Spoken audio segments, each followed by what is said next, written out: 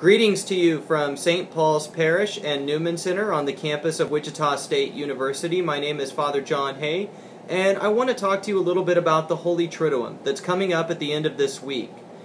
Triduum simply means three, and it refers to the three holiest days that comprise the most sacred time of the church calendar: Holy Thursday, Good Friday, and Holy Saturday.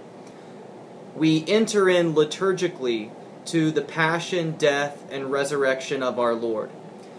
On Holy Thursday, we celebrate the Mass of the Lord's Supper, and so we celebrate the beginning, the inauguration of two very important sacraments: the sacrament of the Eucharist, which is the source and summit of our Christian life, and we celebrate the beginning of the sacrament of priesthood.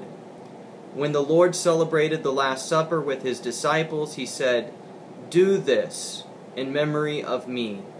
And so the Lord gives the command, and He also gives the power to do so. And so He gives us the Eucharist and also the sacrament of the priesthood on this most holy night. But Mass does not end with a blessing like normal, because liturgically, though separated by time in 3 separate days, liturgically, this is considered one great event of our salvation. At the end of Mass, the altar is stripped of everything, traditionally, to remind us that our Lord is now entering into His passion. And so He goes into the Garden of Gethsemane to pray. And so there is no blessing, because all three liturgies are considered one great event, though separated by time. And that is why Good Friday does not begin with the sign of the cross, as normal, but rather begins with the priest and the ministers quietly entering reverently into the church. And then the priest does something rather unusual. He prostrates himself before the altar. And as he prostrates himself, this prostration is a sign and symbol of complete and total surrender to God's plan, the wonder of His plan. And so red vestments are worn to remind us that Christ has shed His blood for us. And I believe one of the most emotionally evocative times of the whole church year is when all the faithful process up one by one and venerate this instrument of torture that becomes the means of our salvation, the cross.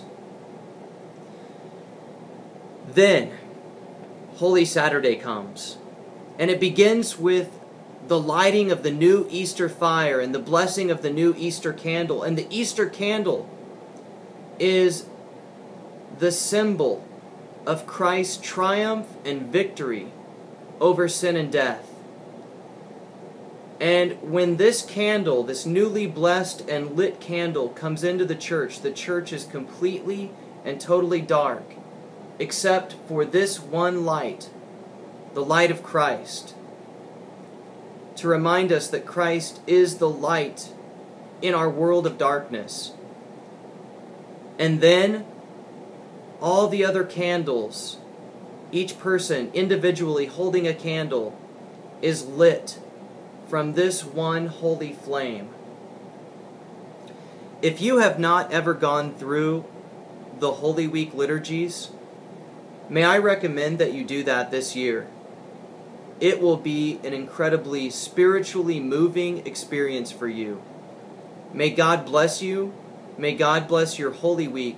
And I pray that you will have a very blessed Easter.